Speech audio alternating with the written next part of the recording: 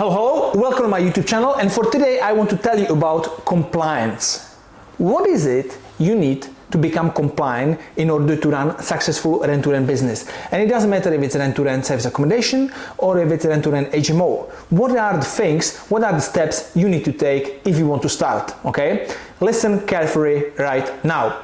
Firstly, I'm gonna say one thing. I'm always telling this all my clients. I'm not getting compliant, or I don't recommend getting compliant unless you have your first deal secured. Because there is no point, in my opinion, to pay for compliance if you don't have a deal yet, okay? Because it can take you 1 month, it can take you 2 months, it can take you 3 months to secure your first rent-to-rent deal. And if you're gonna get compliance on the day one, you're gonna spend, around £700–800 for all your compliance, and 3 months you don't have anything, let's say. And after you have a deal, so those 3 months you didn't need to be compliant in the first place, okay? So always what I'm recommending are those steps, and write the steps down. Take a pen and paper, and if you know it, skip to another video. But if you don't know it, listen carefully. Take pen and paper, stop the video, go, take a pen and paper, come back, because if you're not gonna do it now, you're not gonna do it then. Got it? Got it. Step number one, I'm always saying, set up your limited company as a first thing. Set up a limited company. You can either pay someone to do that and it costs £20 online, or you can do it yourself and it's gonna cost you 12 or 13 pounds. It's a very easy process. It's gonna take you up to 45 minutes on the computer. You're gonna go on a government website and you're gonna do it over there.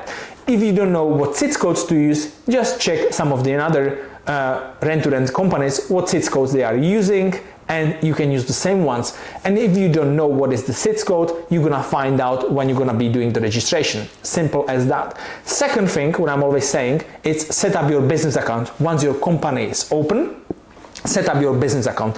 So those things are prepared and up and running, and those things doesn't cost you anything.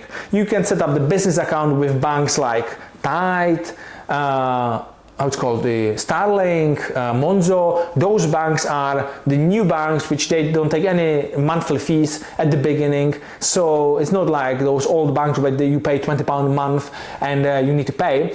Those they take per transactions, and you can obviously choose any bank you want, but those ones you can do and it doesn't cost you anything from the beginning. So set up your company, set up your business account, and this is up and running, okay?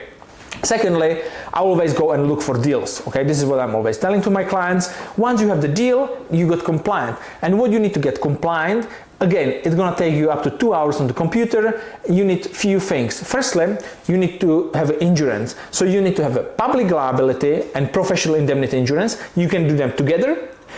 If you don't know the numbers and what size of the insurance to take, you can just speak with some broker who does insurance, and they will be more than happy to help you with that based on what you want to achieve in your rent-to-rent business. So insurance, I'm gonna repeat again, public liability and professional indemnity insurance. Number two, you need ISO. ISO, it's for data protection, okay? ICO is data protection. So when you have the data from the landlords, when you take them on board, it means that you're not gonna share their details with any other party, okay? It's illegal. So sometimes I don't even know, some people phoning me like, have you been in a car accident and so on. Why did they take my number? Okay, because all those companies, when you share the details, they shouldn't share the information to third party because they have usually the ISO, and if they did, it's not legal. It's not legal, right? Okay, so that's why you need to have the ISO. And the number three, you need to have you be registered with property redress scheme or property ombudsman. I think it's pretty much the same thing. I'm with property redress scheme. There is a yearly fee, I think around £200, and you are registered over there because you are like the property management company when you are doing the rent-to-rent business.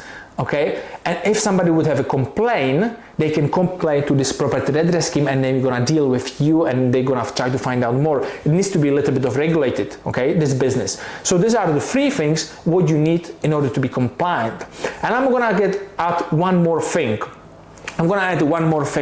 Because if you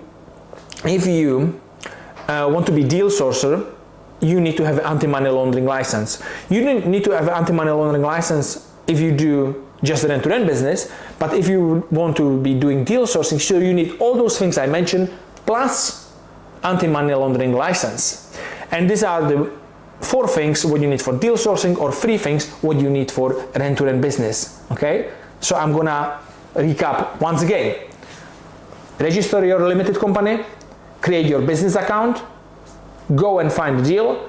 When the landlord is on board, register for public liability professional indemnity insurance, register for ISO, register for property redress scheme, and job done. Exchange the contracts and start making some money.